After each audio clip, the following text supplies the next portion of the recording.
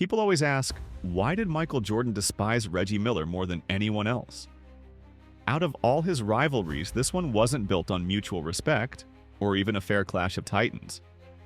It was built on irritation, pride, and one rookie mistake that snowballed into a decade-long grudge. The story isn't just about basketball, it's about how a skinny kid from Indiana managed to poke the most competitive athlete alive and never stopped. And the more you peel back the layers, the deeper the obsession runs. It all started in 1987. Jordan was already carving out his legend, averaging 37 a game in his third season. Reggie Miller was a rookie, eager to test himself against greatness. Most young players kept their heads down around MJ, not Reggie. In an exhibition game, with Jordan cruising and sitting on just 4 points by halftime, Miller saw an opening and decided to trash talk. He told Jordan, "Who do you think you are, the great Michael Jordan?" For most guys, that would have been suicide. For Jordan, it was fuel. He didn't bark back, he didn't argue, he just smirked. But when the second half began, it was like a switch flipped. Jordan turned assassin, pouring in bucket after bucket until he'd dropped more than 40 points. Reggie got humbled so badly that night he admitted it was the last time he'd ever talked trash to MJ as a rookie. But here's the thing, Jordan never let things go.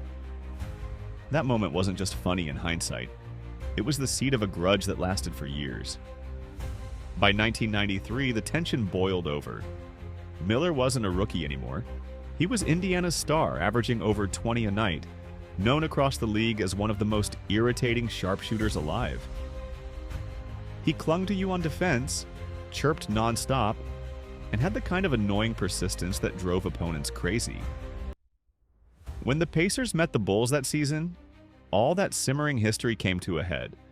The game turned physical, and then it erupted. Jordan and Miller started swinging at each other, benches cleared, and the two had to be separated. To outsiders, it was just another NBA brawl. But to Jordan, this was a personal line crossed. He had an unspoken code. You could battle him physically, but you never acted like you were on his level. And Reggie didn't care. He smiled right through the fight, happy to push Jordan's buttons. If the fight showed the world how deep the hostility ran, the 1998 Eastern Conference Finals proved that Miller was audacious enough to threaten Jordan's legacy. By then, the Bulls dynasty was in its final act. They were chasing a sixth ring, the so-called last dance, and everyone knew the end was near. But Indiana had assembled a squad that could actually compete. Rick Smits, Mark Jackson, Chris Mullin, and a young Jalen Rose backed up Reggie, and together they weren't intimidated in the slightest. The series went to 7 brutal games, but the highlight, the snapshot of their rivalry, came in Game 4. Pacers down 1, clock ticking, Miller catches the ball on the wing, guarded by Jordan himself. Most players freeze in that moment.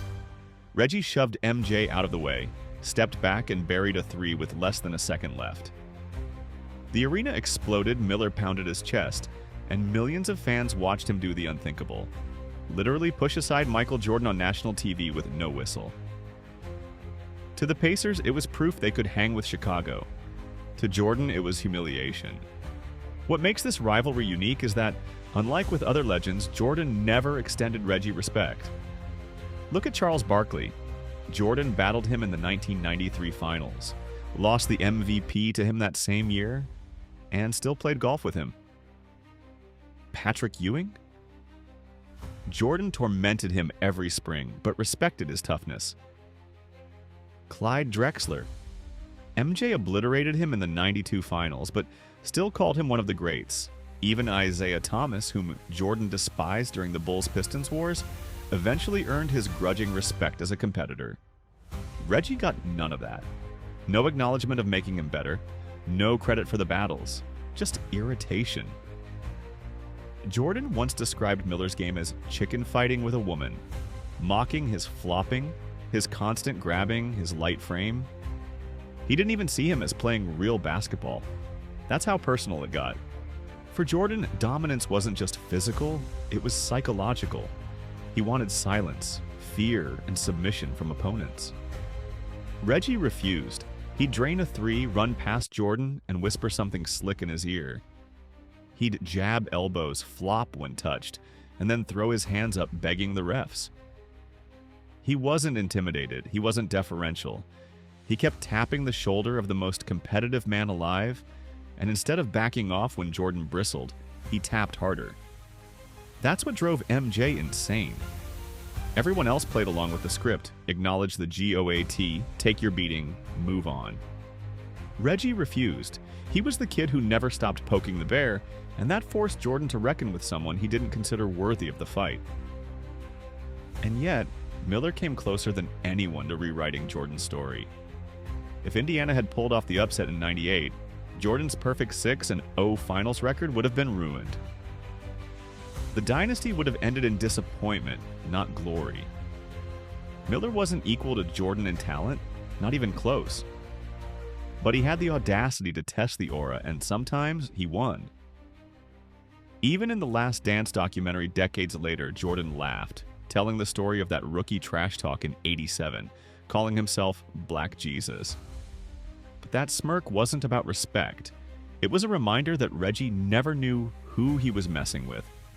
And the fact that MJ still brings it up after all these years shows that Miller got under his skin in a way no one else did. Contrast that with other iconic NBA rivalries. Shaq and Kobe clashed in practice, argued over work ethic, and turned the Lakers' locker room into chaos, but they still delivered 3 straight championships together. LeBron and Draymond nearly came to blows in the 2016 finals, but today there's mutual respect.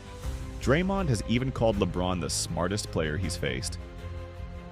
KD and Westbrook, that was betrayal, not basketball. And while the fallout was icy, time dulled the edges. Those rivalries had resolution, some even had affection beneath the fire. Jordan and Reggie? No peace.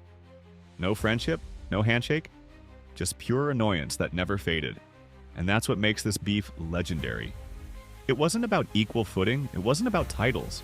It was about one player refusing to bow to a king. From the rookie trash talk in '87, to the brawl in '93, to the shove heard around the world in '98, Miller played the role of irritant perfectly. He chipped away at Jordan's aura, and though MJ always prevailed, he never forgot the nerve of this one opponent who wouldn't play along. In the end, that's why Bulls-Pacers games in the '90s became must-watch TV. Fans tuned in not just for basketball, but for drama. For the possibility that Reggie might once again poke the bear, and for the spectacle of watching how Jordan would respond. Miller's legacy will forever be tied to being the man bold enough to stand up to the GOAT and actually get under his skin. And Jordan's legacy? It got even stronger because of it. Because every time he was tested, he still found a way to win. So maybe the real question isn't why Michael Jordan hated Reggie Miller. Maybe it's whether, deep down, he secretly enjoyed having one man who never bowed down. What do you think? Drop your thoughts below, and if you enjoyed this dive into one of the NBA's most unforgettable rivalries, make sure to like and subscribe for more stories like this.